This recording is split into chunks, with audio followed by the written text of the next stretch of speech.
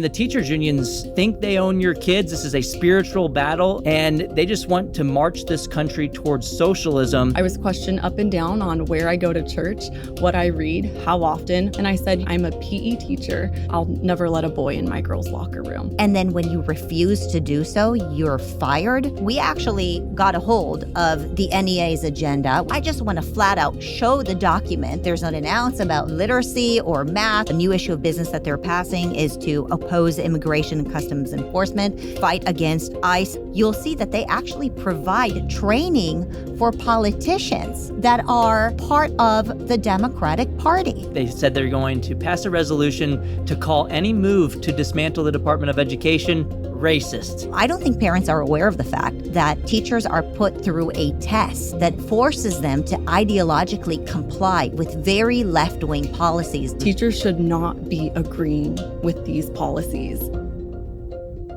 Jessica and Corey, I consider my education interviews to be probably the most important ones I do. I know people get very consumed by politics and world affairs, and obviously there's a lot of very important things happening around the world, and people are very consumed by it. But I still think that there's nothing more important than our children. And it is why I really wanted to sit down with you at a time that people are focused on all kinds of things. And in the meantime, there's significant moves happening in America's education system that are just passing people by. They're not paying attention. And so at this time in our children's lives, education is having so much of an impact on them. I want to sit down and bring back the attention to our children. And so thank you so much for coming in. We're going to talk about some very significant moves in our country right now on the education front. And for those who don't know both of you, let's just start with a quick little introduction. Jessica, you have had an incredible story. I wanted to bring you on because when people like Corey and I talk about education and we talk about the teachers' unions and the policies and the philosophies, we oftentimes get gaslit. People are saying, well, Marissa and Corey, they're writing books and creating videos about things and writing articles about things. And those things are really not happening in the schools. The government schools are absolutely perfect. Ask any teacher who pays the dues at the teachers' unions, and they'll tell you that everything's just fine. But you are a classic example of somebody who was willing to fight back and fought back and won on many fronts. And the media is not going to give you the platform to tell your story, but PragerU is. And so thank you for coming in and, just tell us about what you've been going through over the last few years. Sure. Well, thank you so much for having me. It's an honor to sit with both of you. I'm so grateful that God gave me the opportunity he did to stand up for children and really just stand in the truth. And that opportunity came by complete surprise for me in 2022.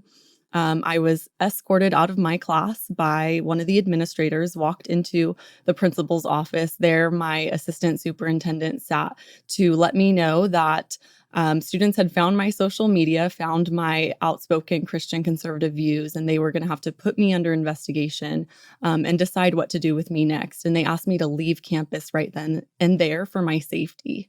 So at that point, I have no idea what students have said about me, but to leave for my safety, I never could have imagined being told that by my administrators.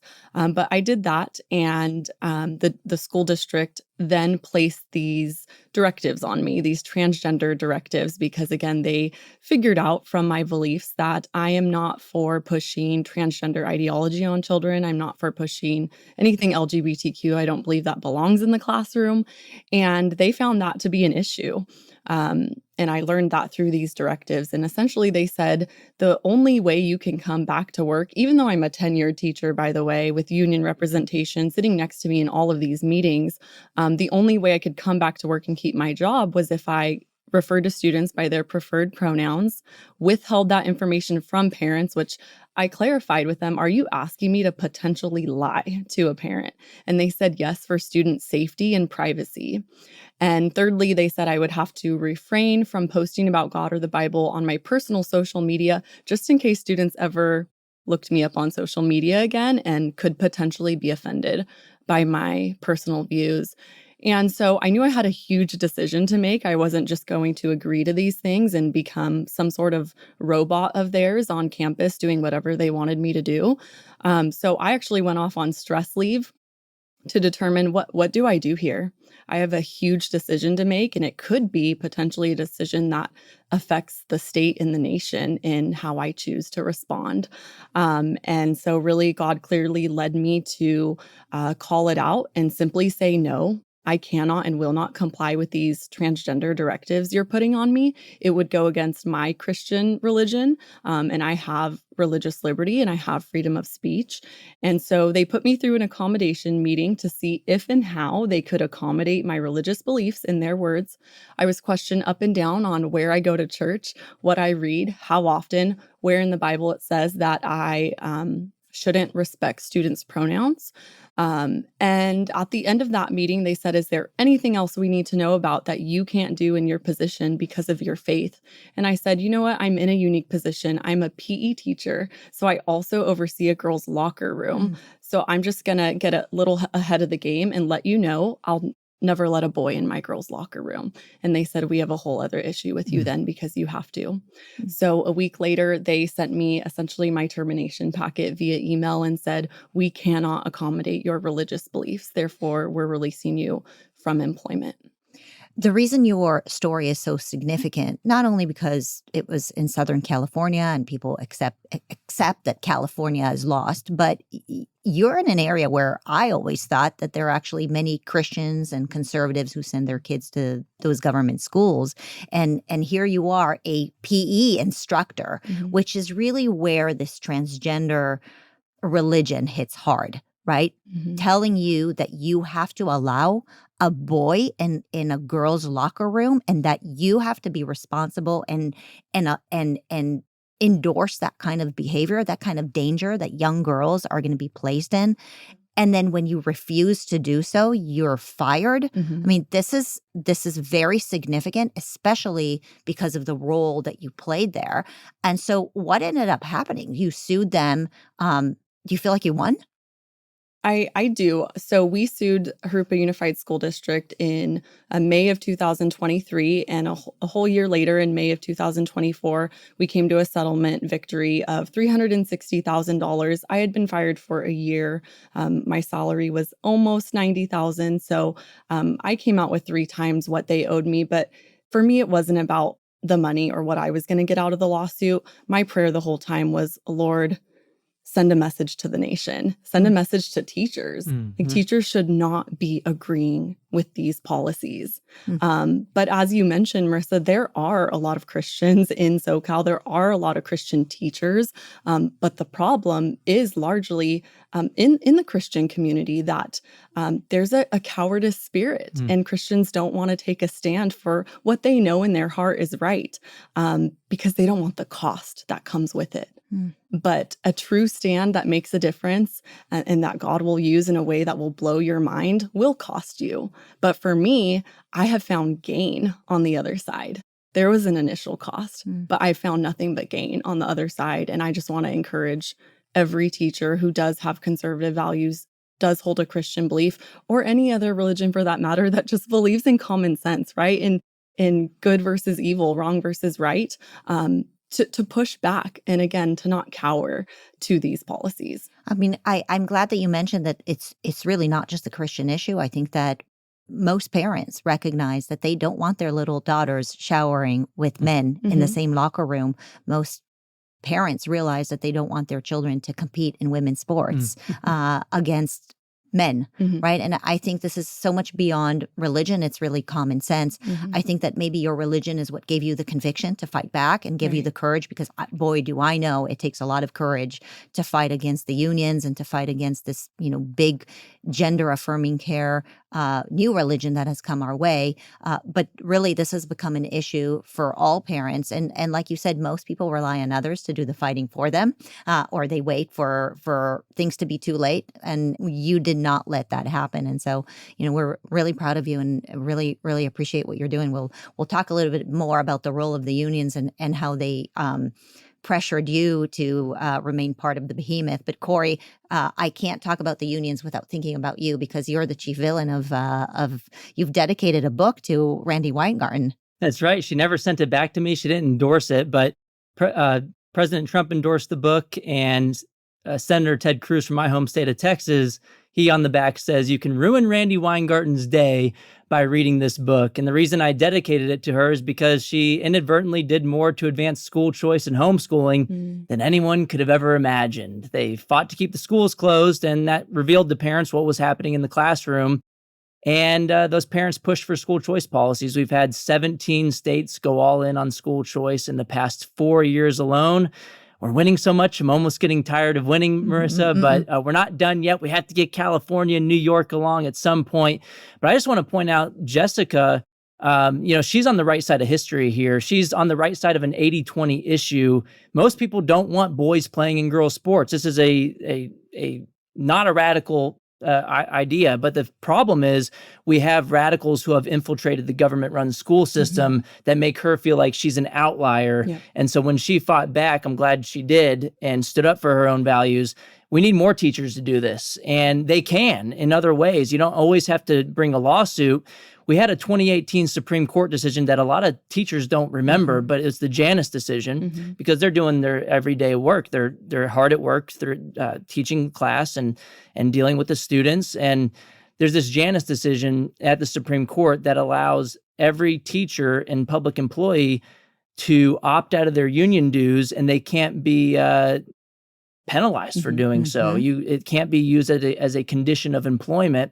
And so I think a lot of teachers, if you don't like what's happening in the school system with this gender ideology, with critical race theory, if you don't like people like Randy Weingarten jumping up and down at their No Kings protest last month, why were they even involved in that protest at all? It was an anti-Trump. I think they just have Trump derangement syndrome. It's also because the teachers unions are an arm of the Democrat Party at this point. But if you don't want to fund that political activity as a teacher, you can opt out of paying union dues. And if you're worried about liability insurance, we have the American Association of Educators, other private providers of this insurance that costs a lot less than what you're paying in the union dues. So, and as you heard from Jessica, they don't exactly help her when she is in a legal situation. So I remember when I was teaching, the unions and my colleagues would say, well, you have to be part of the union because if you're in a legal kerfuffle, the unions are going to come and help you. And I remember, having multiple conversations with teachers who are just simply scared to leave the unions because they think that they need the protection. The first time I met Jessica, I said to her, at what point in time did you realize that you can actually leave the unions? And you shared a really interesting story because you felt in your heart that you should leave, but then something really interesting happened. Yeah, I can remember clearly my teacher orientation at Harupa Unified School District and how we were such sheep, honestly. We were herded into the next room of the orientation, and it was the teachers union room. And there was no option there. We sat down, got a little presentation, signed our name, and that was that. And it wasn't until maybe 2 years or so into my teaching, and I think I was looking at like a magazine from CTA, and I was like, just feeling something, spirit check. And I was like, I don't think I should be giving these people my money. And I looked over at my partner PE teacher at the time at Mariloma Middle School. And she was the one who let me know you can opt out, but no one does it.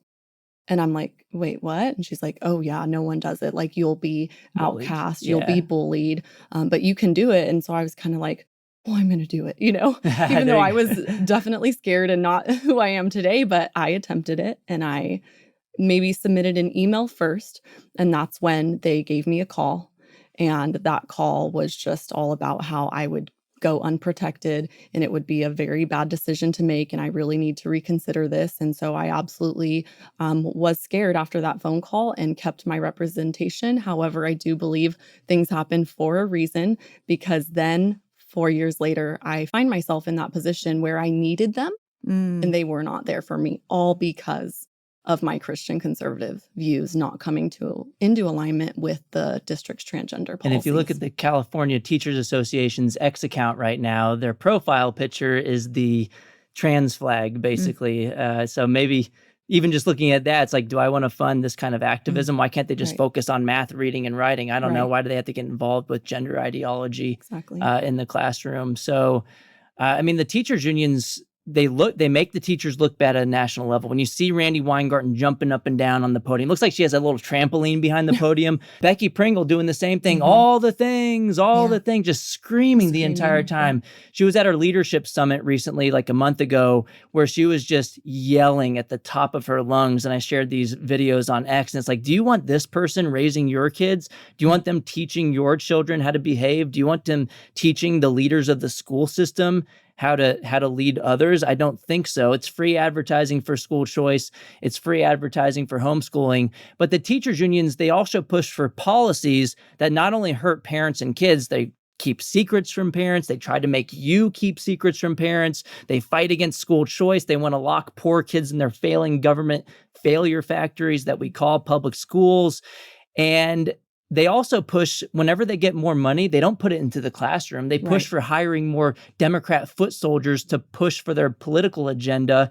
And they just want to march this country towards socialism. But then the money, if you're spending more money, but it's not going to the classroom, where's it going? It goes towards administrative bloat. They hire more staff. That means more dues paying members, more revenues for people like Randy Weingarten and Becky Pringle, who make over $500,000 a year, to funnel all of that money into Democrat campaign coffers. It's a money laundering operation. It ought to be illegal. You look at Open Secret's website. They have this over 35 years or so. Every single election cycle going back to 1990, 98, 99% of their political contributions from AFT and the NEA, the two largest labor unions in the country, go to the Democrats. Wash, rinse, repeat. It's money laundering. It ought to be illegal. They also, when they're hiring more people, that means, if you look since 1970, we have data on this real quick, then we'll get to the next point. But since 1970, per student spending in the U.S. has increased by about 170% after adjusting for inflation. Teacher salaries over the same period, they haven't moved at all. It's only increased by about 3%. So we often frame this debate about being like teachers' unions versus parents, but it's really teachers' unions and the radicals who control them versus the employees and the customers. They're enemies of everyone. Well, I want to show the receipts for the things that we're talking about when we talk about the unions, because people say, well, these are right-wing talking points and, Corey's exaggerating, et cetera. But we actually got a hold of the NEA's agenda, which is one of the largest teachers unions in America. I think it's the largest almost one. 3 million members. Right. And so the National Education Association, that is Becky Pringle, has almost 3 million members. And they used to actually publicize their issues of business, except they realized that they're so nefarious in their doings that now we actually have to have friendly teachers send us the NEA agenda so we can actually read through it clearly. And of course, there's not an ounce about reading. There's not an ounce about literacy or math or numeracy, all of that stuff. It's all a political agenda. And for people who don't believe us, I just want to flat out show the document that we got a hold of. And I want to read it because I think it's so mind-boggling that if you're not knee deep in it, you really think that Corey DeAngelis is exaggerating. I really, if somebody just follows you on X and you say what you are saying, and is not knee-deep in this issue, they are saying to themselves, that is absolutely not possible. Yeah, the NEA agenda from 2022 had 3 massive issues of business that had nothing to do with the United States of America. It was about the Israeli-Palestinian conflict. And I've been speaking about this for years, which is why I've been hovering over this issue. And I'm so glad that you got a hold of the most recent NEA's agenda, which is so mind-boggling. I just want to have you react to some of these. New issue business 84. This is about the recent Supreme Court case, Mahmoud versus Taylor. And essentially what they're advocating for is to defy the Supreme Court decision by helping teachers avoid possible disciplinary action when teaching about LGBTQ plus history. Yeah, the Mahmoud decision was a big win at the Supreme Court, where now families all across the country can opt their children out of gender ideology, indoctrination, or instruction. And the NEA, of course, what they're doing behind closed doors with these resolutions at their annual meeting, they didn't want anybody to know this. Thankfully, someone leaked it to us.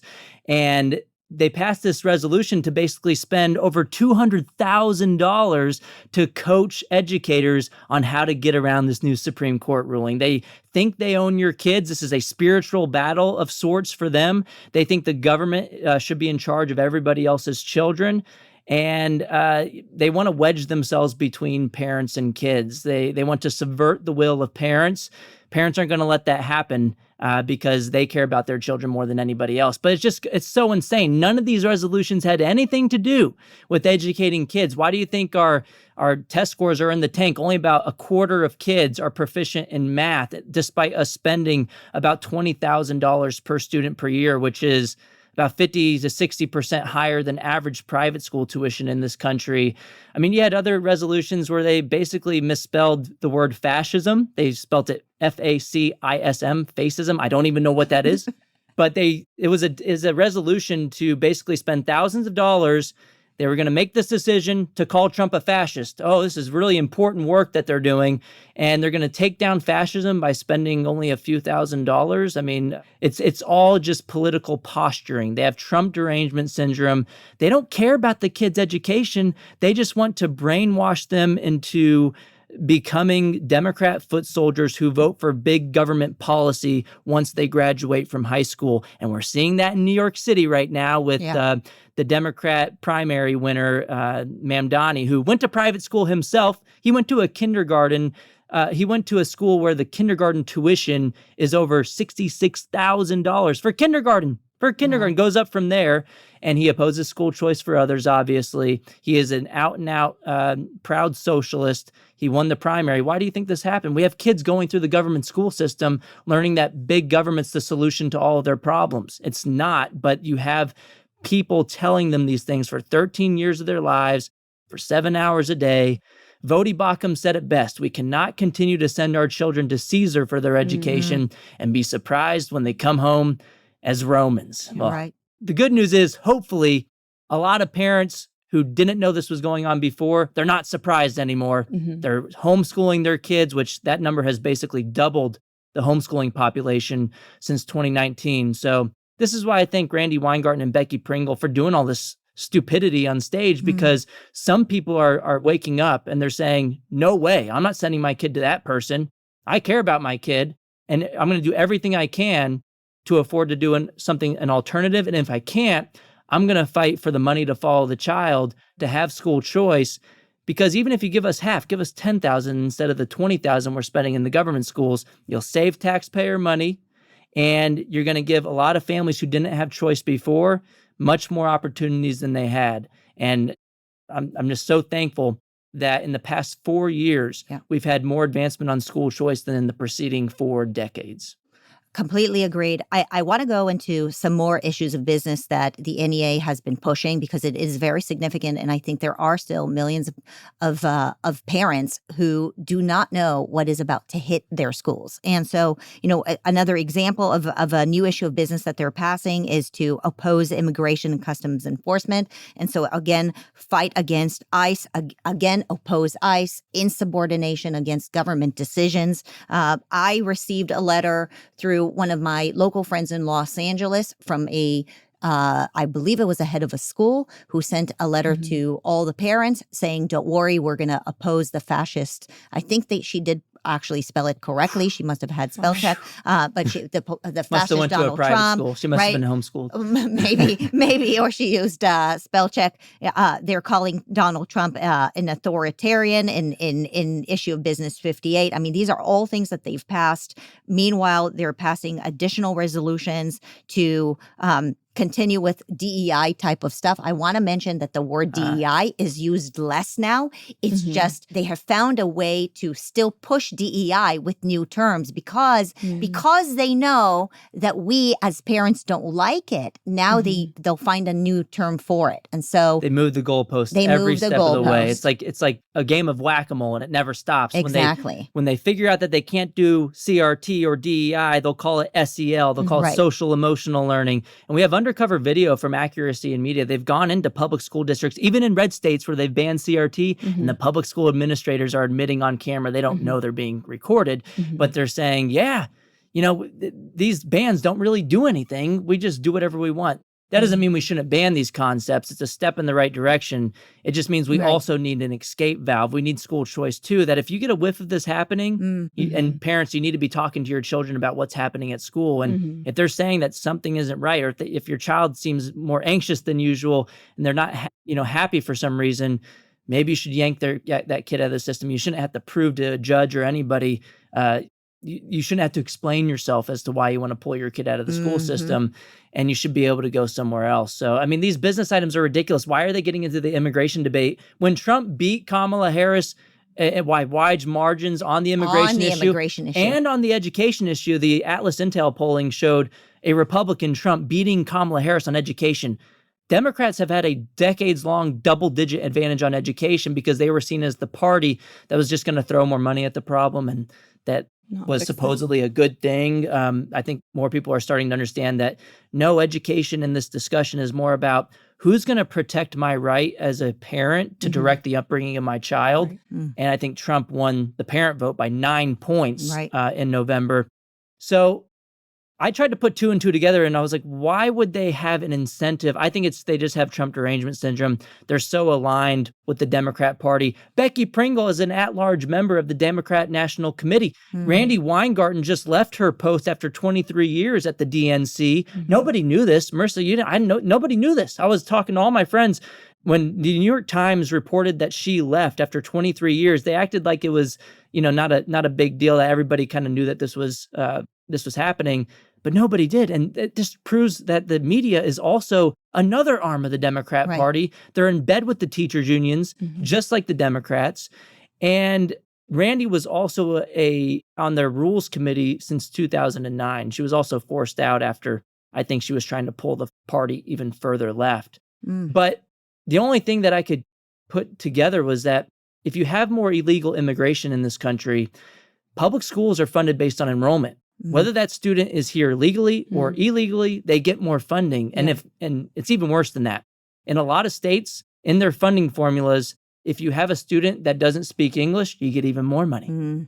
And so maybe that's why they're standing in solidarity with these No Kings protests, which were largely about immigration reform. Well, in this agenda, they're saying that they're actually going to create curriculum that is going to be provided to teachers to fight against Donald Trump and create additional No Kings protests they also, at the schools. In a separate one, they said that they're going to support students' right to free expression, to oppose Trump's policies, and to oppose ICE and deportations. If it's all about freedom of speech and free expression for students, wouldn't you put in there, I support your right to protest or support Trump's policies? Why are they putting their thumb on the scale on one side? Because this is a political organization, not an educational institution, and it's become clearer than ever.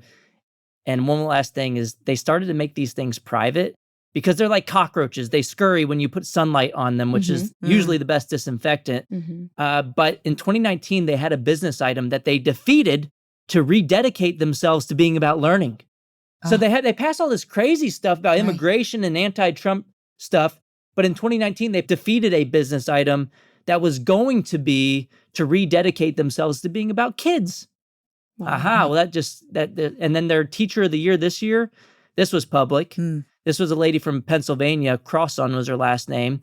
The person that they elevated to being the #1 teacher of the year let the mask slip during her speech when she accepted the award, which she said that her job is deeply political and always has been. I mean, she said the quiet part out loud. It doesn't get more obvious than that. So, Corey, I've had this instinct for a long time. It's just an instinct. I don't have the receipts for this. But my instinct is that the Department of Education for years has been working with the teachers' unions to help them reelect additional candidates that are part of the Democratic Party. And I bet you one day, maybe somebody in the audience is willing to research this. We will discover, if we can discover the truth, that money that we've been giving to the Department of Education has actually been used to campaign for Democrats to get reelected. And there's more and more evidence. If you read through this NEA agenda clearly, you'll see that they actually provide training for politicians. So the NEA actually provides training for politicians that are part of the Democratic Party. It gets worse than that. They have a resolution that they said they're going to pass a resolution to call any move to dismantle the Department of Education, you guessed it, racist. Everything I don't like is either fascist or racist. I mean, hold on. Like, where do they even get that logic? You can't even put two and two together. If anything, keeping that failed department around is what's racist. If you look at its track record, in New York City, they spend about $40,000 per kid per year. Only 13% of Black kids are proficient in math.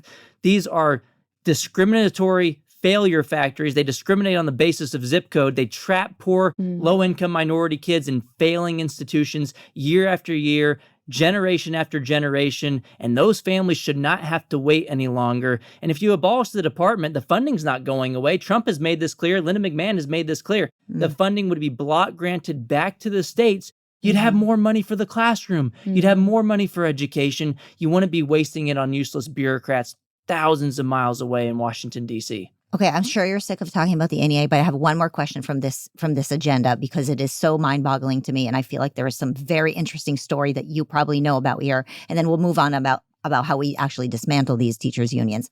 What happened with the Anti-Defamation League? Now, let me qualify this. I'm Jewish, and I cannot stand the Anti-Defamation League. I feel like for the Jews, the ADL is equal to BLM, Black Lives Matter. They prey on our fears and our concerns, and they take advantage of us because we do have, trauma from Jewish hatred, which is coming up again. And they use that to get more political and financial gain. But much to my surprise, the NEA and the ADL broke up. That's right. That was one of the resolutions. And it just goes to show you how radical the NEA actually is. They're trying to pull the Democrat Party to the left, and they're severing any ties. There's so much infighting going on the left right now when it comes to the teachers' unions. Their Jewish Affairs Committee denounced this resolution of them breaking up with the ADL, which is the Anti-Defamation League. It's the longest standing organization fighting anti-Semitism in the United States. They used to do amazing things, by the way. They were great, but like many other organizations, they get taken on by leftist radicals and they just go sideways. But choose your battles wisely. Like, why is this the fight that they're going to have at their annual convention? At this point in time, with all the Jew hatred. All the stuff going on, it's like a signal to the Free Palestine movement that they stand with them and not the Jewish population. And in fact, I just released a video on X very recently this summer showing a video from Accuracy in Media, undercover journalist, where the person who was an attendee at the NEA's annual convention, we blurred out his face, we didn't show who it actually was, but he was an attendee at the NEA annual convention, the Teachers Union's convention, and he said that the NEA is all about diversity, equity, and inclusion unless you're Jewish. So this seems to be a deeper problem within the National Education Association. It's shown in that video. You can check it out on X, but it's also with this resolution. Like, out of all the things you can do, why not pass a resolution to rededicate yourself to being about students? Well, the thing is, they're not going to pass that one. And if that gets public, it'll blow up in their face like it did in 2019. But in 2021, that was the last time they made these things public. They had a resolution to spend hundreds of thousands of dollars on opposition research against people who didn't like critical race theory. And Marissa, just real quick, at the beginning of the conversation, you pointed out that a lot of people will call us crazy and say, this stuff isn't happening. Well, it is. We have a nationwide survey that just came out from Education Next, which isn't a partisan organization. They're more of an academic outlet. They found, after surveying a nationally representative set of high school students in the United States, that 36% of the respondents said that their teachers often or almost daily said that America is a fundamentally racist nation. You might say that's only a third, but this is often or almost daily. They're hearing it nonstop in this echo chamber of your country is bad, and they're not focusing on math and reading, and that they're hearing the Trump derangement syndrome stuff too. I mean, I also shared a video right after Trump got elected of a California public school teacher saying that the kids would basically end up in concentration camps because Trump won. Do you want your kid around that kind of crap? Whether you're on the right or the left, you shouldn't have this violent rhetoric, this anxiety-inducing fear-mongering for 13 years of your life, for 7 hours a day. And most parents don't know about this because it's behind closed doors. And so you got to really pay attention and do your research on the people that your child are around for such a long period of time each day. I want to mention one more resolution, Amendment 5.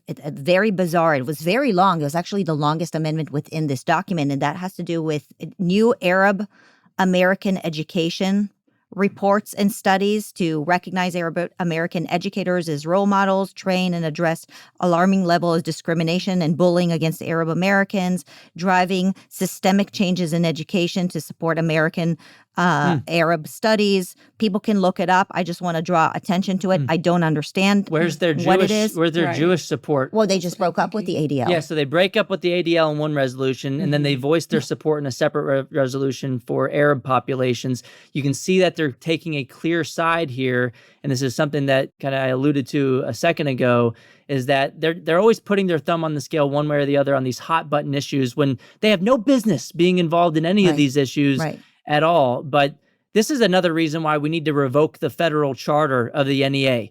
This is the only labor union in the country that has a special privilege bestowed upon them by Congress. They've had it for over 100 years, since 1906. And for what? I mean, they are a one-sided political operation. Most people, when I tell them this, they're like, wait, what? A federal charter? What's that? Why do they get these special status as a federally chartered organization? It gives them a better ability to lobby lawmakers to say that they have the backing of the federal government, and they shouldn't have that. I mean, why isn't Randy Weingarten upset about this? Her union doesn't have one, only Becky Pringles, and it's been around for a long time. So we either need to yank that federal charter or use it against them, because they're supposed to have a lot of extra reporting requirements because of this special privilege. They're not doing any of that stuff. Well, and then meanwhile, I mean, they're going to prop up the elections in New York. I mean, this amendment number 5 with this Arab American studies. You want to tell me it's not connected what's happening in New York Randy right now? Weingarten's union, the local affiliate there, the United Federation of Teachers, where she was the president before, just endorsed Mamdani, the socialist candidate. So that tells you these teachers unions, at least at the national level and in deep blue cities, they are basically socialist organizations. They make it obvious. And at the 2025 Socialism Conference that just happened, I shared a clip of this on social media too. One of the teachers that was a union member at a high school from Wisconsin, she said at that conference that, hey, a lot of you guys were radicalized as socialists in college. Wouldn't it be nice? Imagine if you got radicalized 4 years earlier as a freshman in high school. So they're coming after your kids earlier and earlier. Why do you think they're pushing for universal pre-K? They want to get your child an additional year before kindergarten, or 2 years in some cases, where that they can mold the minds of the future generations. And we have a lot of bad things to say about the NEA and the unions, but the further that they basically say, hold my beer to the previous year's resolutions, the more that they jump off the deep end with their unhinged rhetoric, the more parents are going to have a light bulb go off, and they're never going to return to that failing system. Jessica, do you think that's true? Do you think, Corey and I and those of us who have been education advocates for so long, we live in our little bubble and we just think, well, this must be it. They've overplayed their cards. Everybody's going to wake up. They're going to walk away from the government schools. Is that what you're seeing with your friends and your colleagues? I know you came into this bubble more recently. Do you think that they've overplayed their hand and teachers and parents are going to wake up and walk away from these unions? I do think so, but I also think it's on us greatly to keep speaking and spreading the truth on it, because the fact of the matter is once we are presented with the truth, we have a decision to make. Are we going to really allow ourselves to be awakened to the truth and reverse course, change direction? Or are we going to say, no, I didn't just see that. I'm going to still believe the lies. And so I think right now, America's teachers, America's parents are slowly but surely being exposed to the truth, all of the truth that Corey has just shared. And my blood is boiling, because I know so many teachers that tell me, I'm still part of the union because I'm going to be on the inside and I'm going to take it down from the inside. And I quite frankly don't agree with that. That's not going to happen.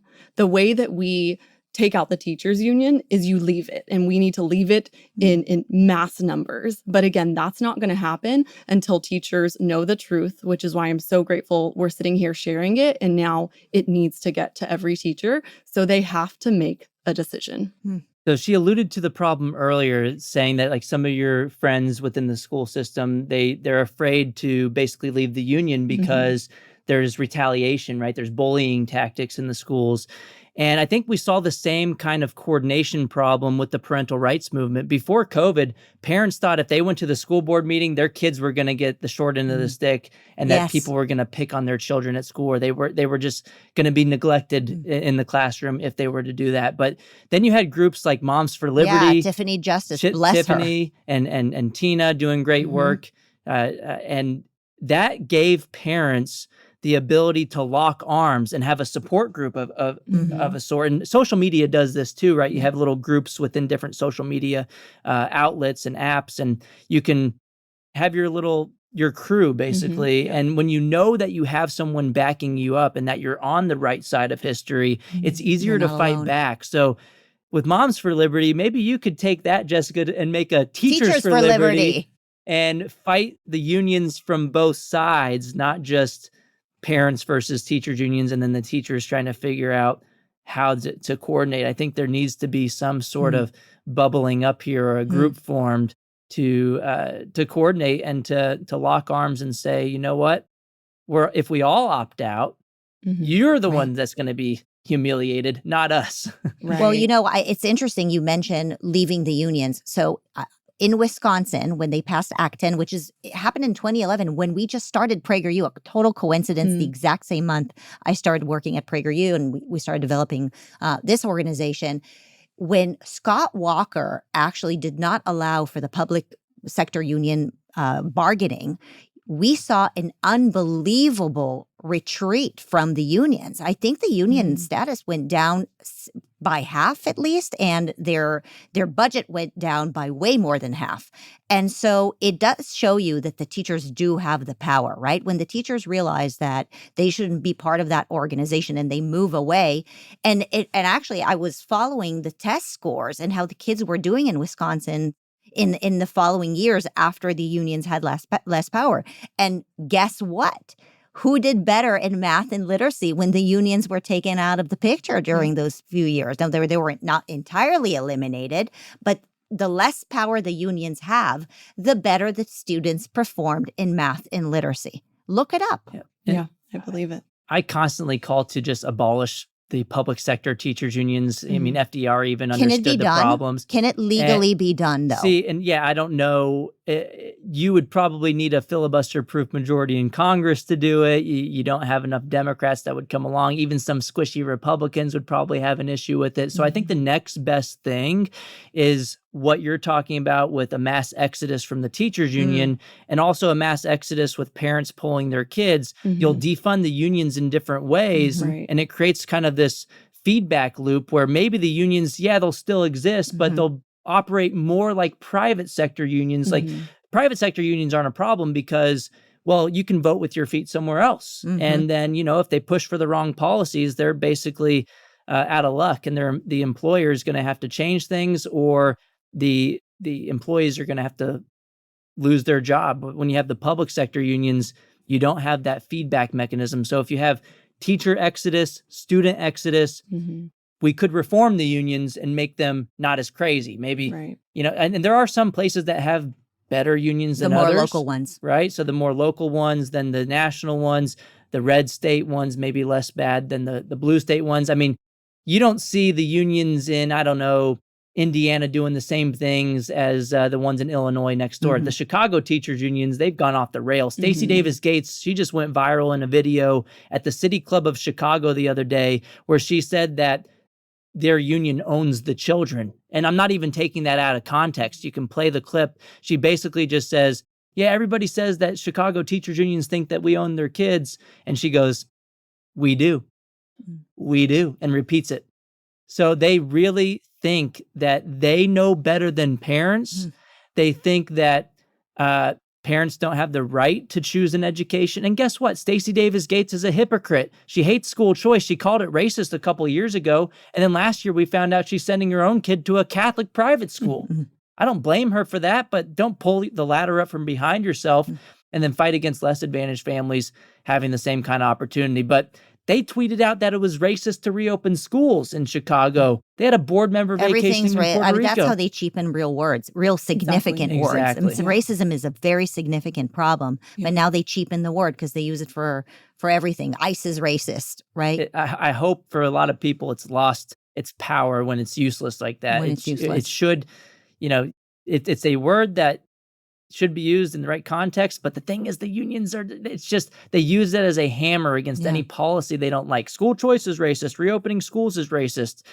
It's not. It's actually, if anything, more racist to trap kids in failing schools based on their zip code in segregated government-run institutions where they're relocated by zip code into failure factories where they're sentenced to a lifetime of poverty and sometimes sentenced and incarcerated because of those associations in the public school system. So we're going to beat them at their own game, though. I saw that you had an exchange with Harmeet Dillon on X I forgot about this. Speaking of racism, right, and the incredible racist practices of the unions. Do you think there's legal standing? Maybe you can explain what we're talking about here.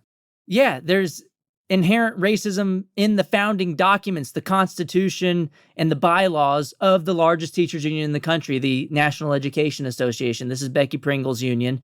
And they have in their bylaws and their Constitution racial quotas. They even have an affirmative action section. This applies to their president. This applies to their board members. This applies to every single committee membership of the National Education Association. They have to have at least 20% of the people on those committees and the board being from an ethnic minority. And they list out specific ethnic minorities in their bylaws. Basically, everybody except for white people, I think, is what they cooked into it. Yeah, I'm seeing it right here. Section 6 committee. That's a violation of the Civil Rights Act. And so Harmeet Dillon is on the case. I posted it this earlier, and she quote tweeted it with the eyes open. Like, what's going on here? We're going to look into this. So hopefully they're held accountable. They should not be able to discriminate on the basis of race. And I thought institutions were on the retreat from this kind of stuff. And these documents that I found, and it was also reported by Parents Defending Education, they found these documents as well, that this was from the 2024-2025 school year. These are current documents. It's not like we found stuff from a decade ago. Right. It's what they're currently practicing. And these documents are not a goal. They're not saying that, we want to attempt to have 20% ethnic minorities. They say that you shall have 20%. It's a mandate, it's not a goal or something that you're aspiring to.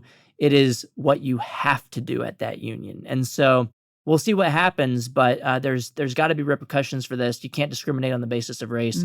It's blatantly illegal, in my opinion. And speaking of legal, you just won a case in Kentucky. That's right. I said I'm winning so much, I'm almost getting tired of winning. I almost forget all the wins. But there was a First Amendment lawsuit that I won in federal court against a school district called Pulaski County Schools in Kentucky. And this all started in August of last year when they were using district resources, taxpayer resources, to lobby against a ballot measure to pass school choice. So they don't like school choice. Obviously, they want to protect their monopoly. And they were using their official Facebook page, online websites to vote against that amendment. That's illegal in Kentucky. That the Attorney General even put out an opinion saying, you guys better stop doing this because this is illegal under Kentucky law. So I started to call that out on their social media pages like I always do.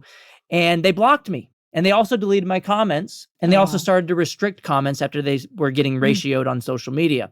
That's illegal. You're a government entity. You cannot suppress the free speech rights of your constituents. And so they weren't just harming me, they were harming the people in Kentucky who wanted to say the same thing. And so we took them to court. They ended up having to pay $30,000 to cover my attorney's fees, and they had to have mandatory training on the First Amendment for their employees. Imagine a public school district, they can't even figure out the First Amendment. It's more free advertising for school choice.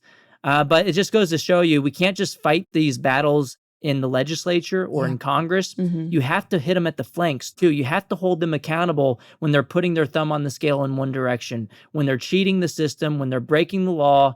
In so many cases, they get away with it. We have social media now. We can put this stuff into the public, put so much pressure that they have to respond. And in some cases, if you can get legal representation, you can take them to the courts and hit them where it hurts. Well, it's a perfect example about how some of the boots on the ground work is so significant.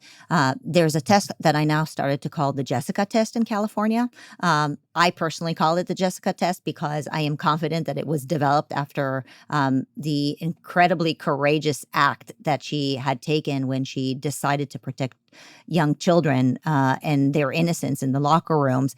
And I don't think parents are aware of the fact that teachers are put through a test that actually forces them to ideologically comply with very left-wing policies. So given that I'm now calling it the Jessica test, maybe you can explain to the audience what the Jessica test is. Yeah, I'm so honored. So I had no idea this test existed until I was fired. And something really interesting happened right after I'm fired by Harupa Unified. Month later, I start getting messages from teachers and they're telling me, Jess, they've pushed out a training on us. It's 2 months before summer. We never have to train 2 months before summer. And it's called the LGBTQ and transgender inclusivity training. We're pretty sure this is because of you. What do we do? Because we stand with you and we have your same beliefs and we don't want to do this because in order to pass the test, we have to lie against what we believe in and how we would respond potentially in a situation with a confused child. And so I told them, stand up, voice your concern and let them know you cannot take this test because it would go against your religious beliefs. You want an accommodation. The school district accommodated these teachers that spoke up. That's all it takes. And, that was a win right there before I even had my lawsuit victory in my eyes, to see that I could encourage these teachers to just take a stand for their beliefs and not go along with whatever the next training is they're going to push out. What are they going to push out next? This is such a problem and our voice is the weapon in this. But I was so glad teachers spoke up, but it's getting worse. Tony Thurmond just pushed out. I've been getting messages on this. It's called PRISM, and it's the Jessica test to a whole other level. And teachers are going to be mandated to take it this school year. And so I've actually been talking to my lawyers. I work for Advocates for Faith and Freedom, the organization that sued my school district. And we are gearing up and getting ready to stand with teachers who are going to be refusing this PRISM training. And so we're excited to see what happens with that. At this point, our encouragement is to ask for that religious accommodation. And, teachers have to realize that they have religious liberty, they have freedom of speech, but it's not going to be offered to them. They have to speak up and they have to contend for their beliefs themselves. And it is the duty of these school districts to accommodate teachers and their beliefs, no matter what those are. The PRISM test training that is conducted here in California and very possibly around the nation is something that is incredibly concerning to other superintendents of education. And so there have been superintendents of education from other states who have been calling here to PragerU and are basically saying, we don't know if our state can offer reciprocity to teachers who are coming from California who have been forced to pass this PRISM test and then come and teach in places like Oklahoma. So Ryan Walters, for example, is incredibly concerned about this idea that he's going to inherit teachers that have been forced to believe in lies and then allow them to come to Oklahoma and teach that garbage there. And so Ryan Walters, superintendent of education there, is actually producing an additional test that if people are coming from states where things like PRISM is required, they actually have to take another test to undo the damage of what they've been taught, and PragerU is working to facilitate that. And so when people are wondering, well, why does Ryan Walters need to produce a test for teachers? Do they know that there is an original test that has been pushed on teachers that actually tells teachers that they should not and cannot distinguish between a boy and a girl? Right. And Ryan's going to be demonized for that test. Correct. I'm sure he already is being.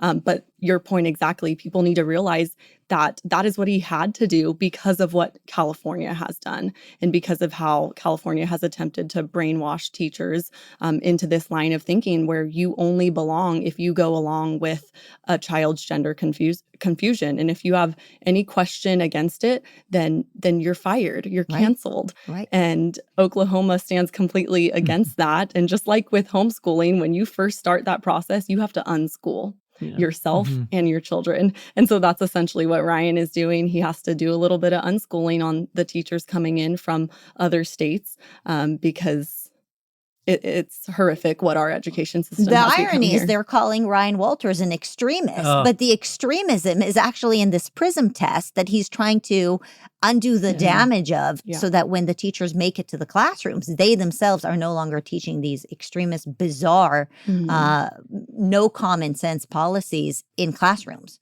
Yeah, Ryan Walters is making all the right heads explode. If you're catching flack, you're over the target. And if Randy Weingarten and Becky Pringle are upset with you, you're probably doing the right thing. So I support his efforts. They also have universal school choice in Oklahoma. And oh, by the way, these school districts in California constantly say that they have teacher shortages.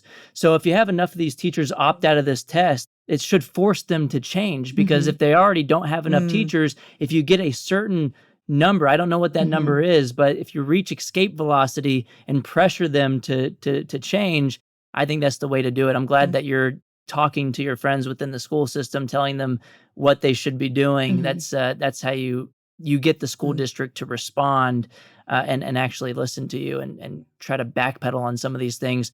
I remember pretty recently there was a school district here in California called Chino Unified. It's Sonia Shaw is the head of the board, I believe. I don't know if she still is, right? Yes, she's actually running for state superintendent of California. She's running for state superintendent. I endorsed her. She's doing a great job. And they passed a policy to not keep secrets from parents. If the child changes their gender at school, you better tell the parents. And the state Attorney General Bonta I was there. just came down on the school district. It's like, I thought you guys were all about local control. He physically showed up. It was the very first school board meeting I had ever attended because being fired woke me up to the reality of a school board had to approve my firing. And a school board is really the guard of the children and of the school. And so that was the first meeting I ever showed up to. I didn't know what a school board was, even being a teacher. And I gave my story there at the mic to support parental notification. That video went viral, millions of views on that video of me sharing there. But to witness that, him show up and then Sonia pretty much kick him out.